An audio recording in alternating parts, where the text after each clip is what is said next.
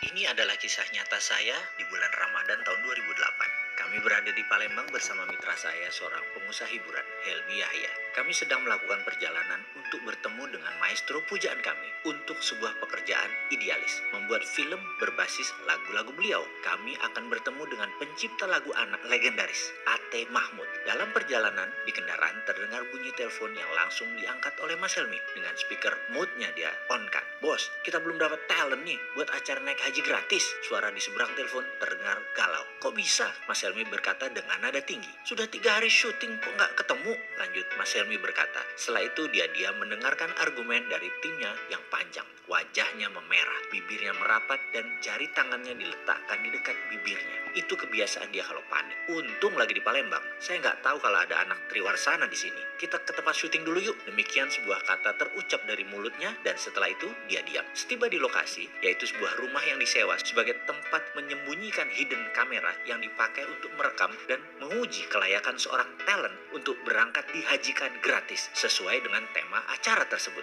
Mas Helmi memiliki standar yang sangat ketat. Seseorang tersebut bukan layak dihajikan gratis, bukan karena direkomendasikan oleh orang lain, tapi harus lulus tes. Ini memang memakan biaya, memang memakan waktu, tapi inilah kesempurnaan yang menjadi cirinya. Mana data syuting talent hidden kamera yang kemarin-kemarin, katanya lagi. Dalam sekejap dia menyaksikan video rekaman-rekaman para talent tersebut dites berbagai cara tesnya. Dengan hidden kamera kita memperhatikan Ustadz ini, Bapak Anu, ujung-ujungnya tidak ada yang layak. Lalu saya disuruh menilai. Bosman, kamu lihat tuh yang dites pas sebelum Jumatan, 2 Ustadz. Mas Helmi keluar dengan muka merah. Saya turuti perintahnya dan menyaksikan. Biasa kami menggunakan penguji si Rini, spesialis pengujian. Cantik, dewasa, anggun, lengkap dengan jilbab dan aura kerendahan hatinya. Dia melakukan aksi ujiannya di depan Ustadz yang dimaksud. Dia datang jam 11.30.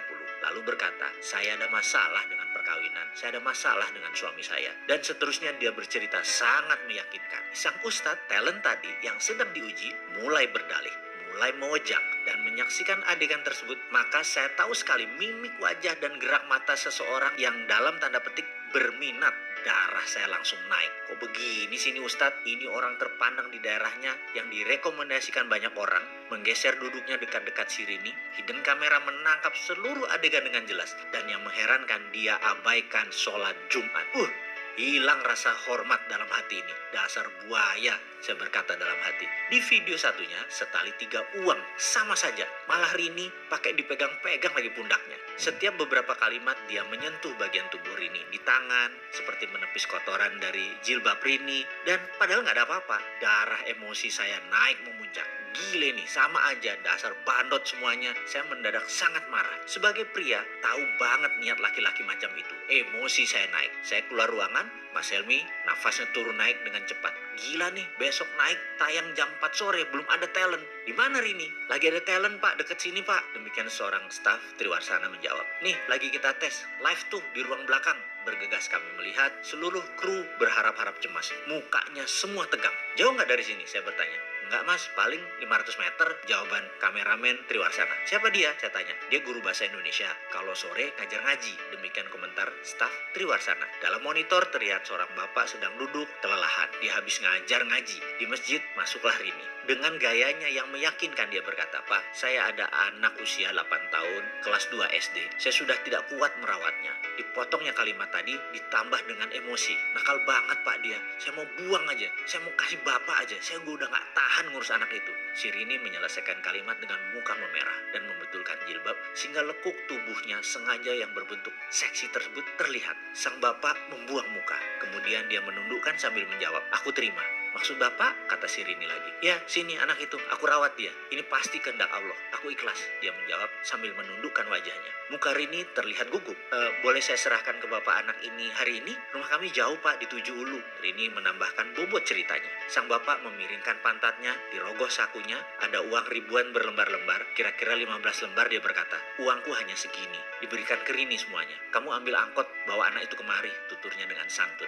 Setiap adegan ini kami menyaksikan dengan tegang. Bahkan penduduk sekitar mulai menggerombol di tempat kami. Sesak udara ruang monitor tersebut. Ayo kita ke sana, full kamera, kata Mas Helmi memecahkan ketegangan. Bergegas kami berangkat. Penduduk sekitar mengikuti gerak kru sebanyak 15 orang. 3 kamera, 2 sound boom sangat menarik perhatian warga kampung sekitar. Setibanya kami di lokasi, kamera langsung keluar dari segala penjuru. Sang bapak terkejut, wajahnya bingung. Kemudian Mas Helmi Yahya muncul dengan mengatakan, Alhamdulillah, bapak dapat hadiah naik haji gratis. Sang bapak terkejut bukan main. Wajahnya bergetar, giginya bergemerutuk, tak bisa berkata-kata, bersujud di sajadah berkali-kali. Dan selang beberapa menit hadir penduduk sekitaran, kira-kira 500-an warga kampung sekitaran, dan tanpa komando mengumandangkan kata-kata labaik Allahumma labaik. 500-an orang lebih meneriakkan kata-kata tersebut berulang-ulang. Bergetar kami semua. Air mata saya turun tanpa sebab. Saya bertanya pada seorang ibu yang berdiri sambil menangis. Siapa dia, Bu?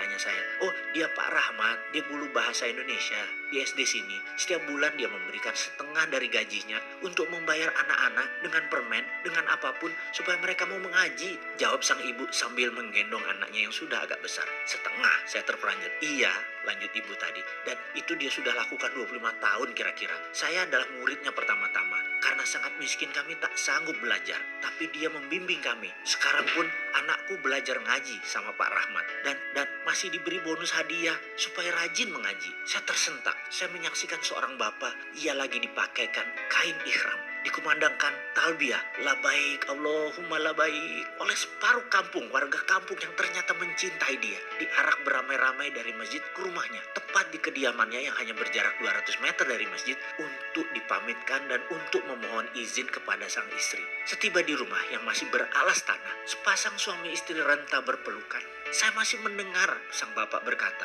Allah mengabulkan doa kita, Bu. Aku berhaji. Aku yang miskin ini berhaji. Suaranya lirih. Mohon izin ya, Bu. Tersungkur di tanah saya seketika mendengar kata-kata tersebut. Terima kasih ya Allah, terima kasih. Masih ada orang seperti Pak Rahmat. Engkau sisakan untuk kami belajar. Tak henti-henti saya bersyukur. Berangkat berhaji ke Baitullah. Tidak lagi persoalan pekerjaan dan jabatan ataupun uang. Berangkat haji adalah tentang kejernihan hati. Siapa yang pantas, maka Allah Subhanahu wa Ta'ala akan mengundang orang itu lewat jalan yang tidak pernah kita bayangkan. Marhaban ya Ramadan.